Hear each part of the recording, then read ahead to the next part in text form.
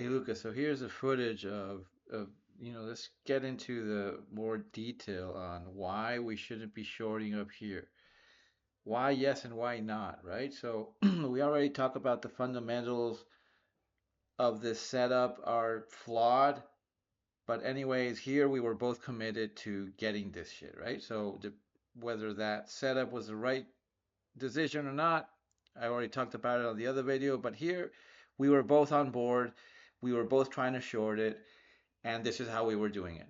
And this is where the problem is, right? Um, that we're not waiting for the break of trend or a big red candle and then lower highs or something like that. Here it is. This is the gold ladder. This one.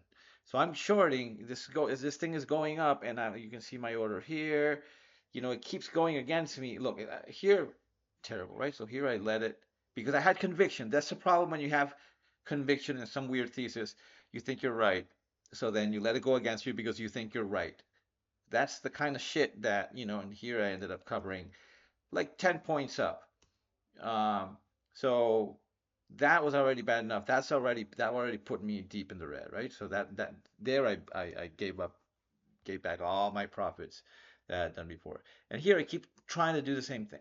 So it's a big no to be trying to short this when it's on the way up before it breaks below trend. But even if we're doing that, because I do that all the time, right? I do it. That's the way I enter my trades in oil, for example. Um, you can be fading an exhaustion, but this thing is not exhausting. I don't see any sign of real exhaustion there, and I keep shorting something that's not a real exhaustion because I don't see here real exhaustion. And I see here this is a 1 minute chart, and I still have CL here, but I'm going to switch it over to, and at one point you'll see me switching it over to gold, and that's important because then we'll get some detail on the 5 second chart. So this thing keeps, and I keep letting it go against me because I have conviction, which is again the point that I'm trying to make with you. It's like we cannot trade on conviction. You have to trade on. So anyways, in here, okay, it's not really going that much against me. But I have that position on. I have eight micros there. And and I'm just hoping, fingers crossed, hoping that this thing is just gonna that's gonna be the top. Um, Here's the important part. When I pull up the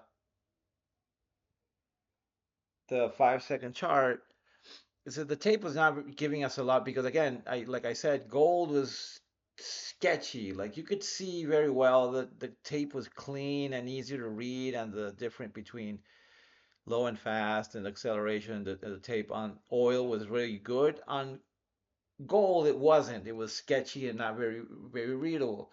But when I pull up the 5 second chart, I see this candle here. And that gives me conviction because it's like, oh, maybe I didn't see it on the tape, but clearly there's a lot of volume trade up there. So this looks like an exhaustion. And that's why I hold this position here. I decide to keep it on. I believe maybe I take it off and put it back on again or something like that, but it's there. I'm 96. That makes sense to fade that. So I'm there at my entry is at 96. It's up there outside of the screen. And this thing is actually pushing lower and lower and lower and bam, and we get a little bit of exhaustion action there. So that was, you know, and I take some off and it goes even a little bit lower. So we got like I get like 10 points worth of before it starts like bouncing back up.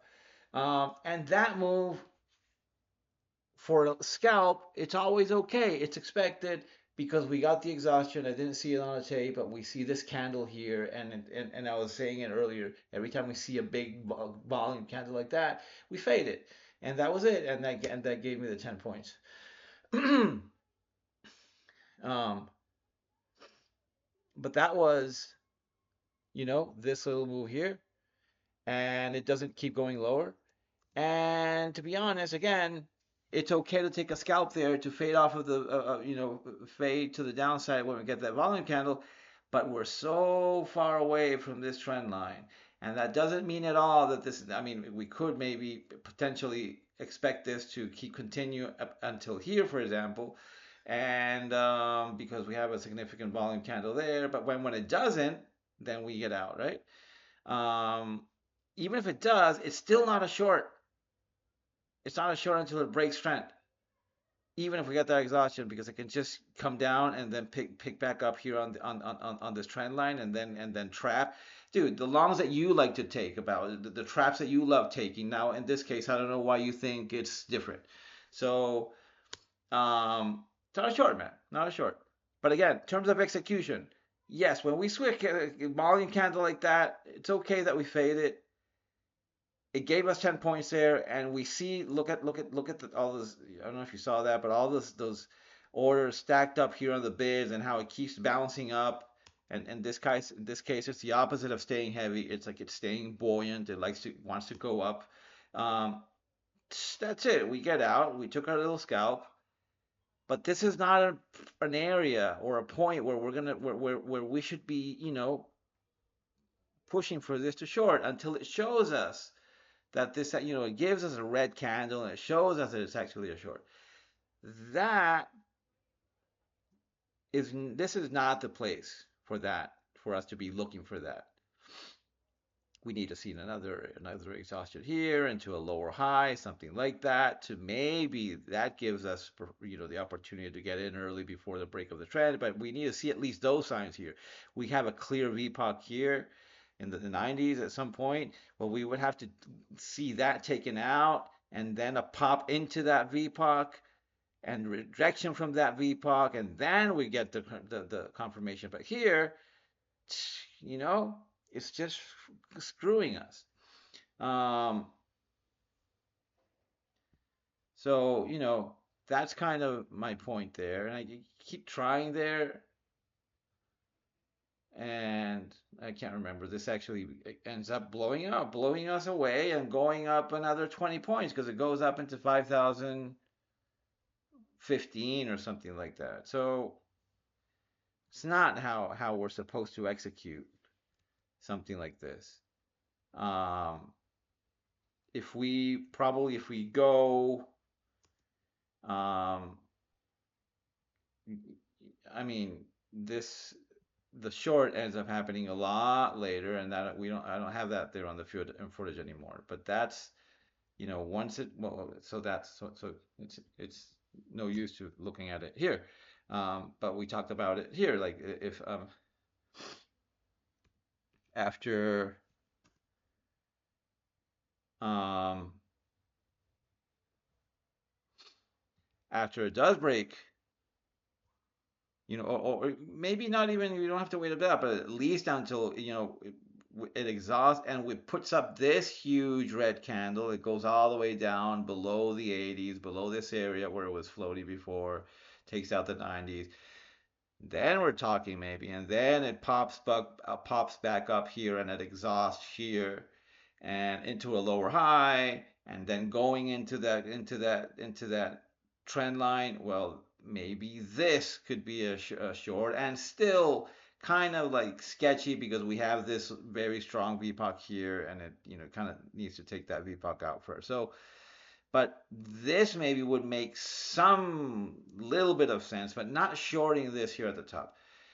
Again, the best way to trade this would be actually here. This wait for confirmation, and again, this is where that 5 minute comes in super handy, which is like if you use that 9 EMA for to time your entries on these things, and I think that works very well. And here it's a fucking, A plus. Here is like low risk. It's already a given that the move is going to happen. Um, this is a completely different situation than trying to short this shit up here. This is the right side of the V, by the way. This is like that concept that Lance talks about all the time. This is basically it, right? We wait for confirmation, and then you get in, and then you get it. So if we had wanted to short that thing, and we had done it like this, it would be okay. Oh, that, that because then the argument about whether this is a viable setup or not, is this setup a short, not a short? I still believe it's not, whatever. But at this point, there's no argument, there's no discussion, there's no whatever. This is like at here, it's a short, 100%. We both know it. Doesn't matter if it makes sense or not. This is the trade that we take. This is the trade that has edge. This is the trade that's not a gamble. Here, we're fucking gambling. Oh no, but I believe that Trump is a liar. Oh, but fuck, that's fucking gambling. That's bull. That's all crap. The technicals are not saying it's short.